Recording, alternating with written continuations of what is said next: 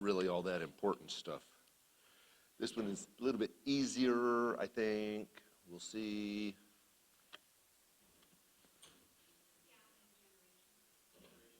Generation gap. Generation gap. Last week we had two of you had no escape, but then you had seafood, and seafood stumped everybody. Not only here, but at work also. They did not like that one. So this is what we have today. All right, we are still looking at Christmas. This one is not, this lesson is original, but the idea, the thought is not. Others have done similar. Don't know what they've done with it because I didn't look at what they've done with it. But it's something that I found interesting, and like I said, I've been playing around with it for a year as I come to mind, as I come across the notes. At different times, I'd add a few more thoughts, take out a few thoughts, rearrange thoughts, things like that. Go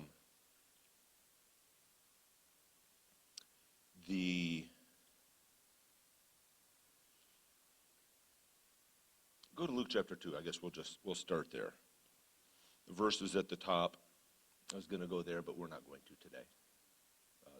There's enough notes if you look, including conclusion. There's like 13, so we're not gonna go to Ecclesiastes or even Ephesians, talking about time, and that we're just going to dive right into Luke 2. And we're not going to read the entirety of the passage, just a few verses as we get started, and then we'll pray and dive into the introduction.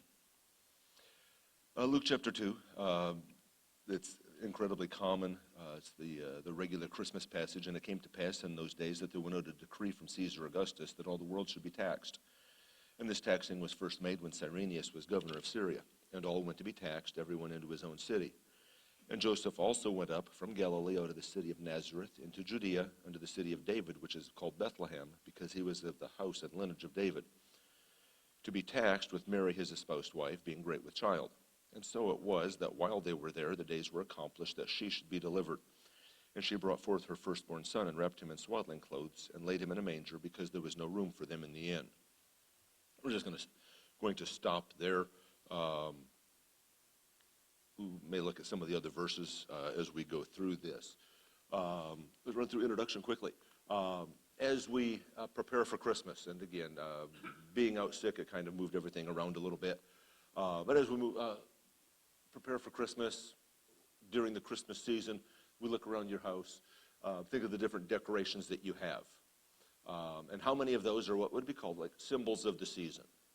Things that are used particularly, maybe exclusively, at this time of year. And there are a lot of those. Think about it as you drive around. One of the things, now we did not this year, but so many people like to drive around and look at Christmas lights. As you drive around and look at Christmas lights, or Christmas decorations, Christmas displays, Christmas exhibits. As you drive around and look, think of the different things that you see and the variety that's out there. I don't get it, but dinosaurs with the Santa Claus hat, I don't understand, but they didn't ask me. But is there not great variety out there? You have, as we want to say, religious decorations and cultural decorations. And it seems as if never the twain shall meet, but there's a great variety. Some of the decorations that are out there are rooted in that first Christmas in Bethlehem so many years ago. For a great many people, what goes to the top of the Christmas tree? Well, a star. Well, where did that idea come from, I wonder? It came from the Scriptures. And so a lot of the decorations are from that Christmas narrative that we find in the Bible. The idea here is not to say, hey, this is, you know what, this shouldn't be here. You need to go home and take down your Santa Claus. My personal opinion, I don't care if you have Santa Claus or not. If you have a dinosaur with a Santa Claus hat, I've got to question your sanity. But beyond that, no, seriously, your decorations are your decorations. I'm not going to come steal them out of your front yard, and I'm not going to take my BB gun and pop a hole in your inflatables. Okay? It's not gonna, that would be fun, however. I'm not going to do that. But decorations should point us to Christmas. And if it's pointing us to Christmas, the decorations should cause us to think of the Christ of Christmas. Now, going through this lesson, this is not a deeply theological lesson. We're looking at some of the correlations between the decorations that we have and the Christmas story that we see in the scriptures. And so we're just going to run through again. Introduction, conclusion, take those. There's still 11 points tucked in here. And so we're going to move somewhat quickly through them and make a point or two, a couple of them a point or 5 or 6, and then move on. First of all, we see very early in this Luke passage, there's a decree, they're being taxed, they need to go back to, if you will, their home city. And so there's a journey to Bethlehem. We find that we just read this here in Luke chapter 2. Now think about Jesus Christ. He left his home to come to earth. It wasn't as if he had to get on a donkey and come from heaven to earth, but he left home. And we'll come back and see this in just a bit. A couple of passages here. John 1 tells us that he came unto his own. Well, if he came unto his own, that means what? That means he left somewhere. John 14, we talked about that one briefly last week. In my Father's house are many mansions. So if he's standing on earth and says, in my Father's house, that means his Father's house isn't here. If it's not here, it must be there. Where is there? Well, we have to read beyond that passage down a little bit further to find that he's talking about in heaven. So there's this journey that takes place. I will not look at the Philippians passage for now. There will be a star. I mentioned the star simply because it is such a big part of the decorations. Okay, we find in the scriptures, he says, I am the light of the world. And there's no question about that. He makes that very clear. He talks about, in John chapter 1, that he's the light. The statement, I am the light of the world, is not in John 1, but the idea of him being a light in the darkness is. And the world was then incredibly dark, and the world today, in 2025, almost 2026, is incredibly dark. And he is still today the light of the world. And that star is still the one that shows the light that we need. A couple of questions that we are not going to answer today. When did the star appear? We know that it appears as if the wise men arrived at a later date. When did the star appear? Another question that I have, when was the star visible in Bethlehem? Was the star there the whole time and the people just saw it up there and said, I wonder what that is? That's an interesting question if you think about it. The star, the wise men saw it in the east and followed it. Did they see a star that was a couple of countries over? I mean, and you think about it, it brings up some interesting questions. Questions that I'm not prepared to answer and wouldn't have the answers if I was prepared. But when did the star appear? Next, when did the wise men, the Magi, when did they arrive? Questions that others have answered. One thing we know about that star is that star provided direction. And we go through a world where we absolutely, definitely need direction, and where do we find it? We find direction from Jesus Christ. Turn over to John. We'll look at this verse, John 8:12. We'll not have opportunity to look at all the verses today, but I do want to look at some of them.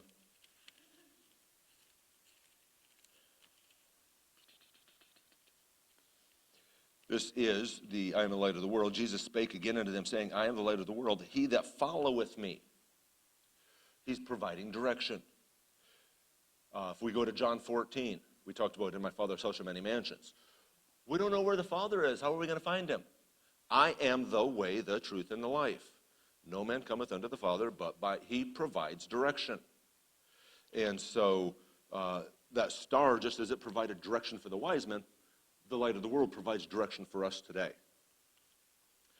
We saw in Luke, as we came to a conclusion there and stopped with our reading, the baby's born. The next section talks about angels and shepherds. And so let's look at shepherds quickly. Back in Luke 2, there were in the same country shepherds abiding in the field, keeping watch over their flock by night. We know the story about the shepherds.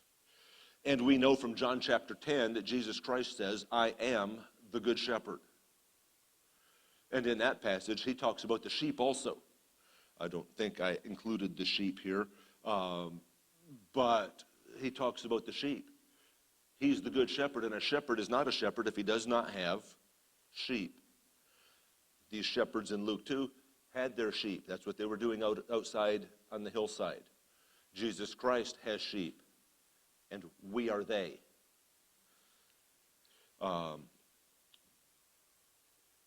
It's interesting. The angels came, and we'll see the angels specifically in a moment here, but the angels delivered the message to the shepherds of all the people they could have gone to, in all the various places they could have gone to. They went to the shepherds, these shepherds here. And interesting enough, these shepherds would be well acquainted with mangers. Okay? Not out on the hillside, but if they were back in the village or the town, they would be. And so that was something that they would be well acquainted with. He is the good shepherd. And then let's see the angels themselves. The angels came and they declared a message to the shepherds. They had information that the shepherds needed. There were lots of times when I was teaching, I'd walk into a class and I'd say, okay, you need to sit down and pay attention today. I've got something important that you need to know. And that's basically what the shepherds did. They had to sit down and listen because the angels had something important to say. And the angels didn't announce themselves. Not like they said, hey, everybody, right here. My guess is their mere appearance was enough introduction, enough to gather the attention of the shepherds. And it starts in verse 9 with, lo, the angel of the Lord came upon them and declares this message. And when he's done declaring the message, in verse 13, there's a multitude of the heavenly host. So we have these angels. They declare a message. They praise and glorify their king. And as they came and declared a message, so Jesus Christ came to declare the gospel to mankind. His whole purpose was, I have a message that you need to hear. We see, thinking back to John 1, the people didn't want to hear it. Some did, but many did not. And the angels were used of God to declare this message. We mentioned a star earlier. Let's look at the Magi, the wise men. Now, first of all, these guys were kind of similar to Pharaoh's magicians and Nebuchadnezzar's Chaldeans. They were like the brilliant people in the kingdom. And that's kind of, they were advisors. If the king, think back to Pharaoh. Pharaoh has dreams, and his they can't help him. Think to Nebuchadnezzar. He has dreams, and his people can't help him.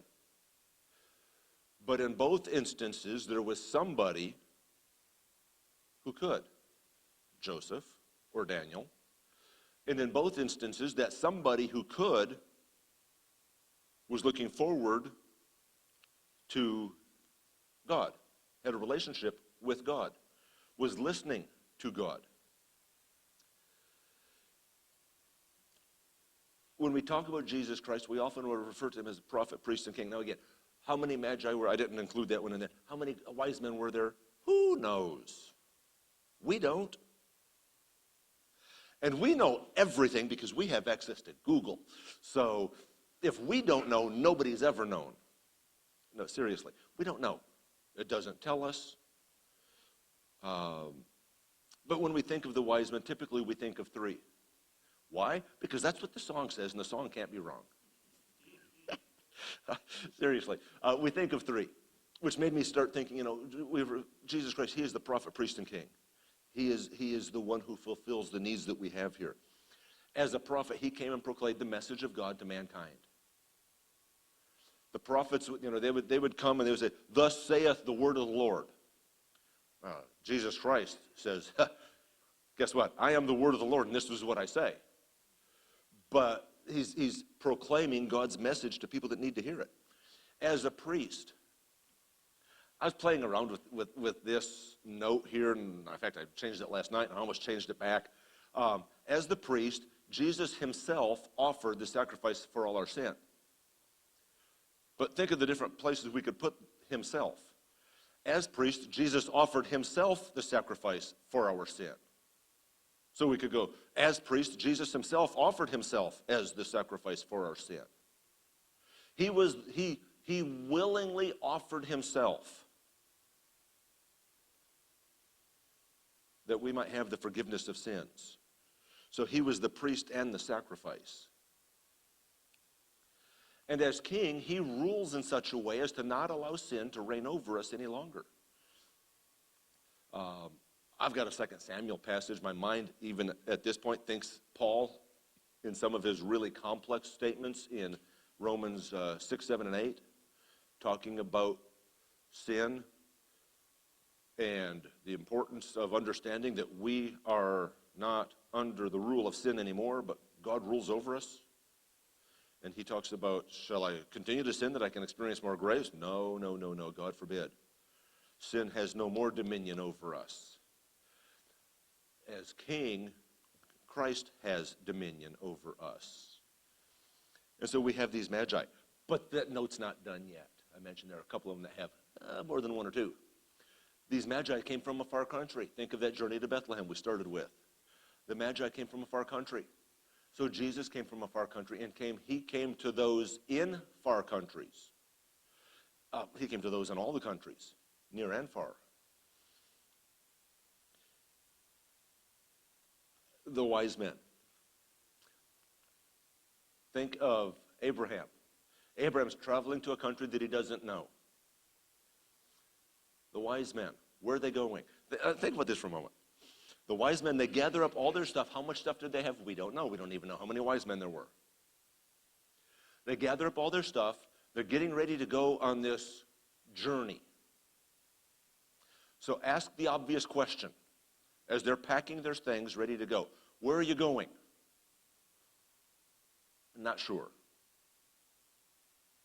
How long are you going to be gone? Don't know.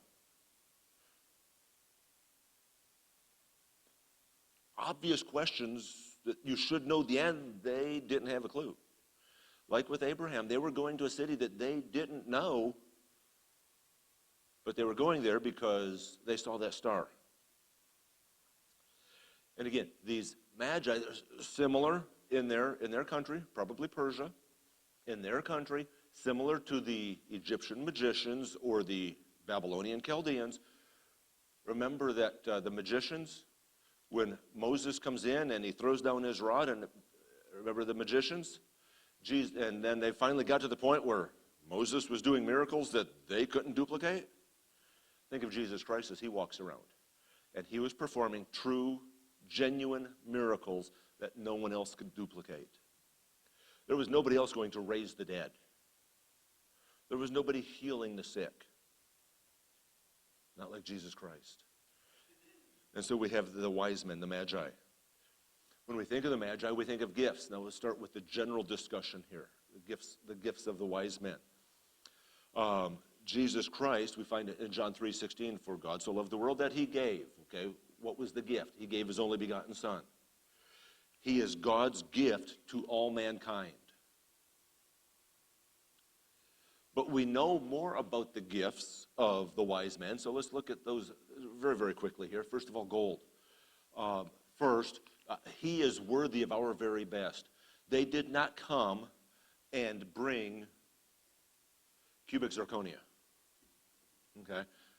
Or what? It's not cubic zirconia, it's lab-created diamonds. When we think of the different terms, the different man-made valuables now. they brought some of the best that they had to offer. They brought gold. And gold represents royalty and acknowledges Jesus Christ as king. Now think for a second. They've traveled, Jacob, Mary, Jesus born there, to Bethlehem. How long did they stay in Bethlehem? Well, we don't have a definitive, but we've got a good idea that it was a couple of years.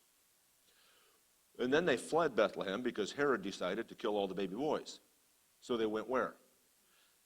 Okay, we know that Joseph was a carpenter, but this is a lot of traveling, and we know that traveling is expensive. How did they sustain themselves? Well, hey, these wise men brought gold to help meet the needs that they would have. This gold symbolizes royalty, wealth, power, Jesus Christ, the King of Kings and Lord of Lords. They brought gold, they brought frankincense. Frankincense points to the divinity of Jesus. It symbolizes prayer, holiness, and devotion. And it's a very, very fitting gift for a priest. Jesus Christ, the prophet, priest, and king. Gold, king, frankincense, priest. And then we've got myrrh. And the myrrh points to the humanity of Jesus. Now, myrrh is something that we see a couple of times in Scripture, not only in the Christmas story. We see myrrh a couple of times in Scripture. We see it again at the cross in Mark 15. We see it at the tomb in John 19.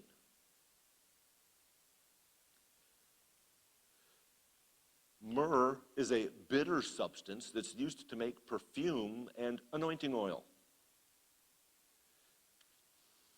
And it symbolizes suffering. Sometimes we'll see him referred to as the suffering prophet. Suffering symbolizes death and burial. Well, it's used at those times. And it's a very, very appropriate gift for the prophet who would suffer persecution for his ministry. Remember back at the time of his arrest and trial. And even Pilate, when Jesus Christ is condemned to death, what does Pilate say? I don't find any fault with this guy. What's the problem? And yet, he's persecuted not because of what he did. He's persecuted because he did great things, but more so because of what he said. And he was offensive to them. He wasn't offensive, but he was offensive to them. He was quite blunt and straightforward sometimes. Oh, generation of vipers comes to mind. He was somewhat blunt and straightforward at times, and he was willing to point his finger and say, you need to fix your heart. But it was because of his ministry. It wasn't because he was out, a phrase that I grew up with. He wasn't out beating up old ladies and stealing purses. That's not what he did. He went about and he was incredibly kind and gracious to people that were looking for the truth. And those that were being deceptive, scribes and Pharisees, he ran contrary to their way of living. And because of that, he suffered persecution. Well, when the shepherds find him, they find him in the manger. We mentioned the manger. We mentioned that the shepherds were acquainted with the manger. Jesus Christ, King of all the world, took on flesh to become accessible to all. And the manger points to the condescension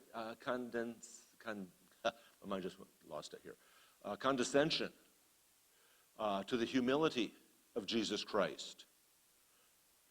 I'm looking at condescension, thinking condensation, and thinking, that is not right. So the condescension. He willingly, think in Philippians 2, we read through part of that last week. Philippians 2. He willingly took on him the form of a man. Why would God do that? Because God so loved the world. The manger.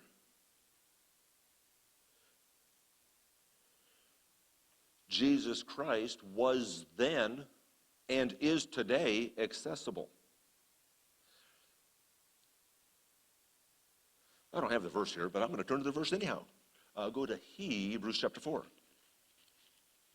Hebrews 4.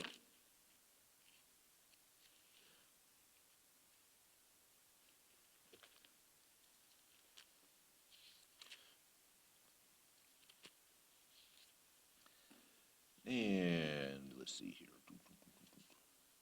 Verse 16. Let us therefore come boldly unto the throne of grace, that we may obtain mercy and find grace to help in time of need. He is accessible. Think back to Esther. Esther has to go in to see the man to whom she is married. Now think about that for a second. And she is somewhat fearful because I don't have an invite. If he's not happy, I'm dead. We are invited to go to the throne of grace, King of Kings and Lord of Lords, and we have an open invitation. That door is open to us. He is accessible. And this is interesting. The use of the manger was intentional. I mentioned, again, last week, a couple of weeks, I don't remember, Galatians 4, but when the fullness of time was come, God had lots of time to prepare another method if he had so chosen. And so the use of the manger was intentional. If he had wanted Christ to be born and raised in the palace, he could have accomplished that. But it went according to God's plan.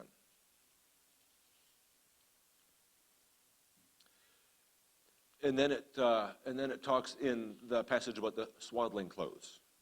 The swaddling clothes. Basically, again, the idea that humility. These were normal. It was normal attire for let's say, a commoner's baby. This is what would have been available to average person. Not born in the palace. What comes to mind as I go through that, even thinking about it the other day, if we go to a jury trial, we are guaranteed by our Constitution a jury of our peers. He came and he was the peer of common man. He understood. And these swaddling clothes, they're used by the mother to wrap them up. They offer warmth and protection, and they show love, care, and concern. It shows that mom is doing what she can to keep the baby warm and safe. And so Jesus comes, and he loves his own and cares for us, and he seeks to meet the needs that we have. The greatest of our needs was forgiveness of sins. And he came to meet those needs. Go to Matthew 14. Matthew 14, just for a moment.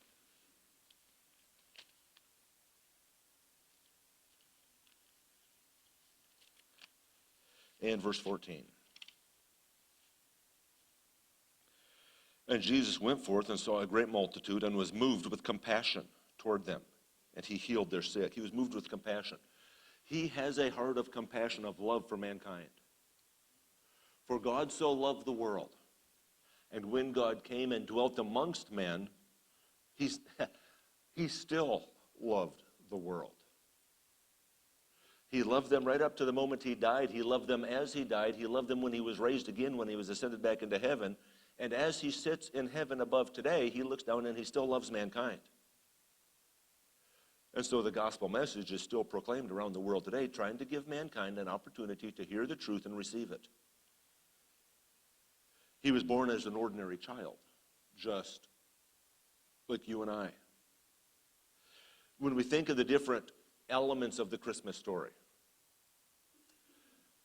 this is not to say that each and everything here, but I thought the correlations were interesting as we go through and we see. And when we think of decorations, there's so many more decorations that aren't a part of the Christmas story that we could draw from. One of the most common of decorations, the Christmas tree, and is not tree a really important part in the life of Jesus Christ? when we look at the fact that he was hung on a tree.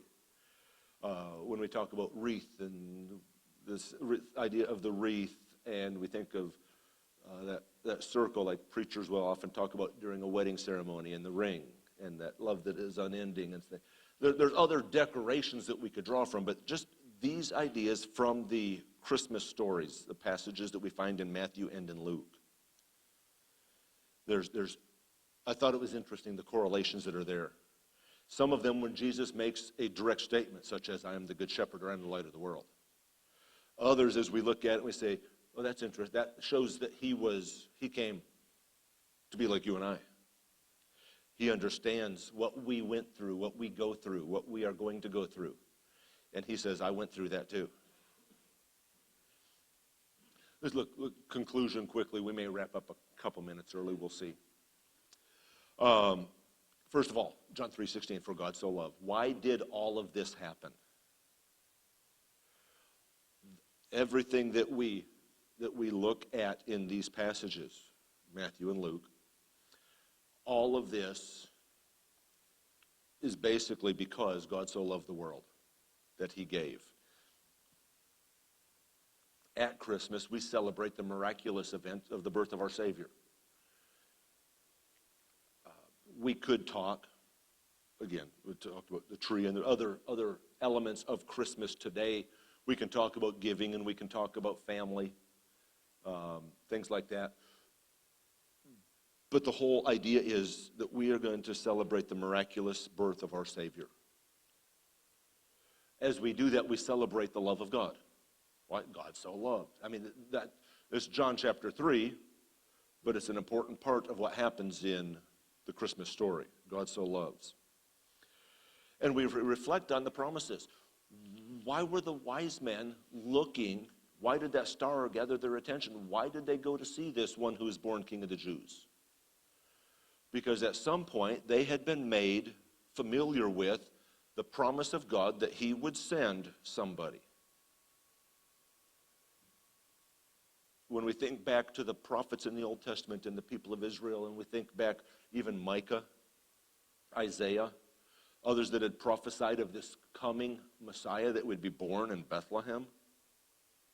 When we think of the prophecies that had been given, they had been given promises that they were looking forward to. So we do what now? We look back and we say, you know what? God made those promises. God kept those promises. And we can then be reassured that other promises that God has made that have not yet come to fruition, he will keep those as well. We see the promises of God. We can see the blessings of God. God meets those needs. He met their needs. He meets our needs. And we think about the full meaning of salvation. How many of these issues that they faced, again, a couple years down the road here, they're going to crucify him. How many of the issues, the conflicts that they faced were because he wasn't bringing them salvation from the Romans? That's what they wanted. He brought them a salvation that was far more lasting and permanent. He could have thrown off the chains of Rome. And you know what could have happened 10 years later? Rome could have put the chains back on. When he throws off the chains of our sin, you know what doesn't happen 10 years later? When he throws off the chains of our sin, they don't reshackle us. We are freed from that. The last note that I have here, as we decorate and later de-decorate or undecorate, whatever term there, let's not lose sight of the Christ of Christmas and the fact that he came for the express purpose of being our sacrifice on Calvary.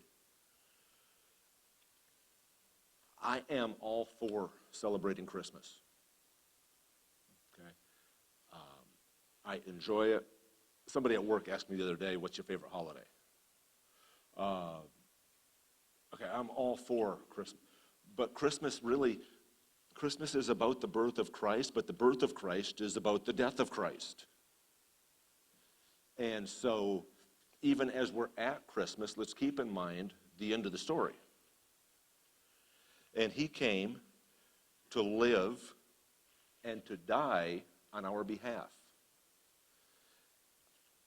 And as he does this, he provides for us, I am the way, the truth, and the life. No man cometh unto the Father, but by me. He provides for us the means, the way that we can go to God.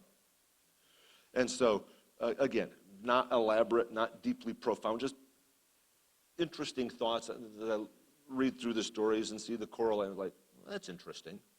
Not unique. Others have done similar. Like I said at the beginning, don't know what they've done. They didn't look at what they did. I just thought this was kind of interesting.